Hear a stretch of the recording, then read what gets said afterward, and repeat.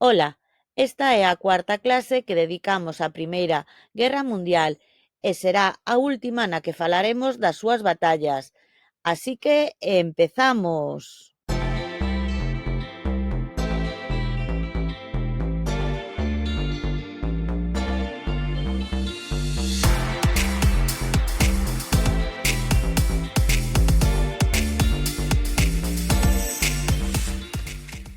Co paso dos anos, a humanidade sufriu moitas guerras e conflitos que marcaron o transcorrer dos acontecementos e modificaron para sempre a historia e a forma de ser das persoas que as viviron.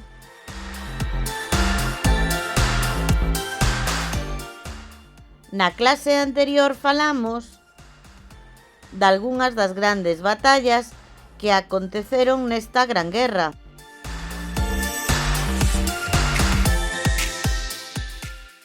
Hoxe continuamos contando batallas e este será o último vídeo que dedicaremos a este tema.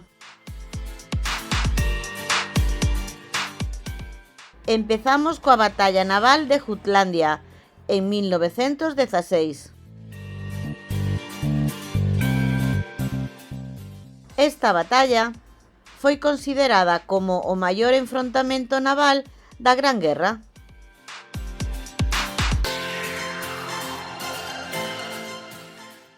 Pelesaron a flota de alta mar da Mariña Imperial Alemán e da Mariña Real Británica entre o 31 de maio e o 1 de suño de 1916 fronte ás costas de Dinamarca no Mar do Norte.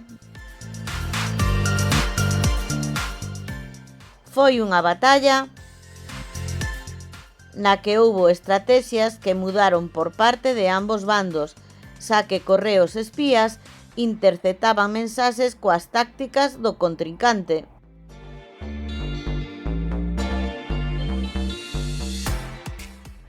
Na tarde do 31 de maio de 1916 deuse a contenda definitiva, na que resultaron fundidos 14 barcos británicos e 11 alemáns. Ambos bandos reclamaron a vitoria.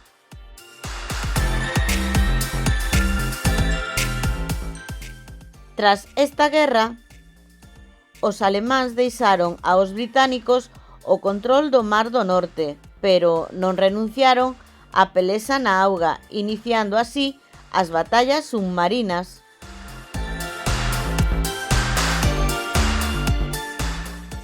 A Guerra Submarina de 1917.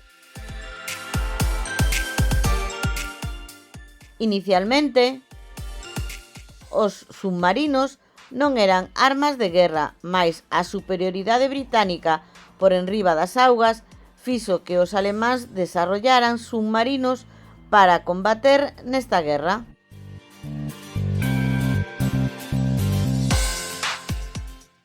A principal motivación alemá foi a fame, xa que o bloqueo feito polos británicos impediu que chegaran víveres a Alemaña, provocando unha poboación famenta, débil e cabreada.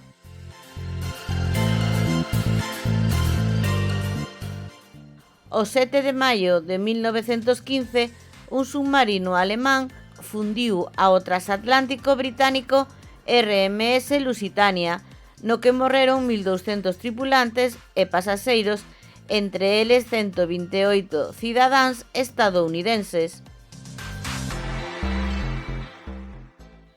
Ata ese intre, Estados Unidos fora neutral na Gran Guerra, mais este feito fixo que espertara e protestara enérxicamente pola morte dos seus concidadáns.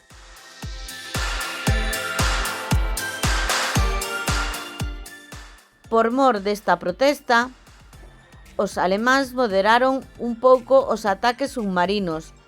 Esta decisión do xefe do Estado alemán foi contraria a dos militares e o 1 de febreiro de 1917 Alemaña declarou a guerra submarina total.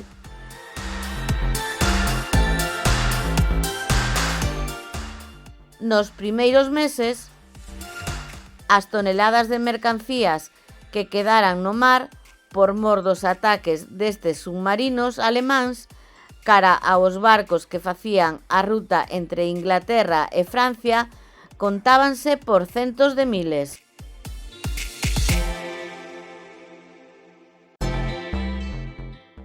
Mais despois, moitos barcos de guerra británicos comezaron a escoltar aos buques mercantes que facían a ruta e a eficacia dos ataques alemáns baixo mar diminuíu considerablemente.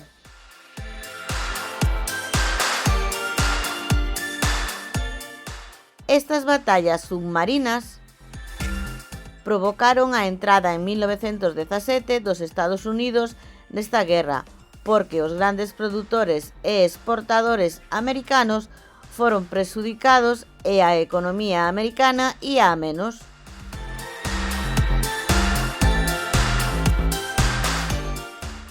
Imos agora coa batalla de Caporetto de 1917.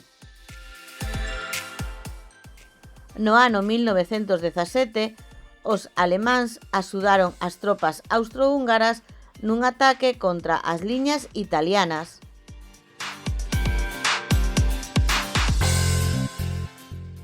Os italianos foron pillados por sorpresa e tiveron que retroceder, pero conseguiron quedarse na liña do río Pave, ao norte de Venecia.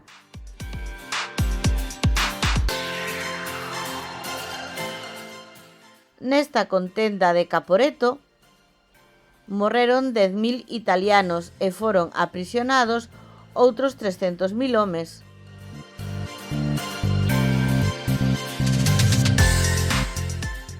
Ante tal desastre, o primeiro ministro italiano dimitiu e o que ocupou o seu lugar, Vittorio Emanuele Orlando, destituíu ao general ao cargo das tropas e mudouno por Armando Díaz.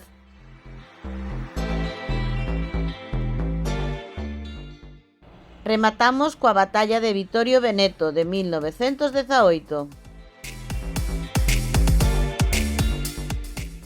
Vittorio Emanuele Orlando ordenou a Armando Díaz que atacara as liñas austrohúngaras xa moi debilitadas ante as inminentes negociacións de paz.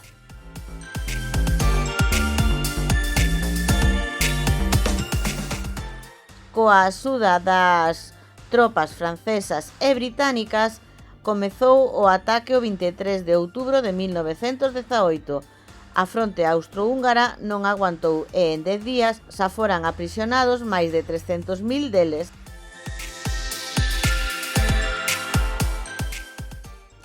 En Villa Giusti, Padua, o 3 de novembro, Austria-Hungría firmou un armisticio e o 11 dese mesmo mes, Alemaña firmou outro armisticio cos mandos militares de Francia e Reino Unido.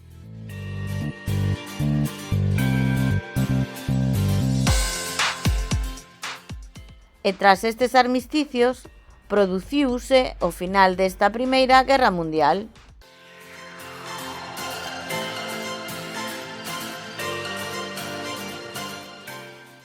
Na vindeira semana falaremos dos grandes xefes militares que marcaron o transcorrer da Gran Guerra.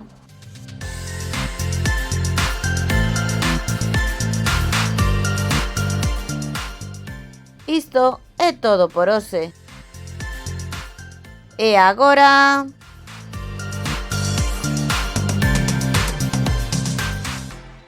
tócache.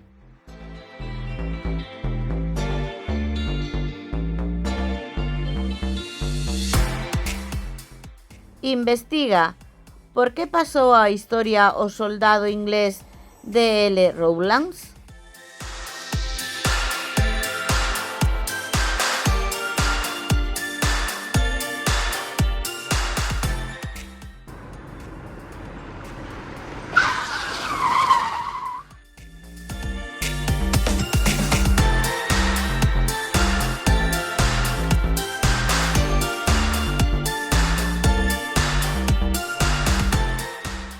O soldado inglés D.L. Rowlands pasou a historia por mor dunha carta que lle mandou a súa muller onde lle contaba o baixos de moral e esgotados que se atopaban todos os soldados que con el estaban no contexto da batalla de Bruchsende.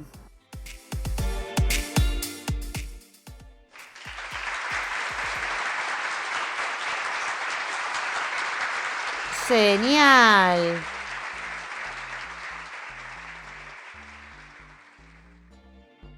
Podes atoparme como @profearacelis nas miñas canles de Instagram, YouTube e TikTok e tamén na nosa páxina web profearacelis.com con máis exercicios e fichas interactivas e imprimibles.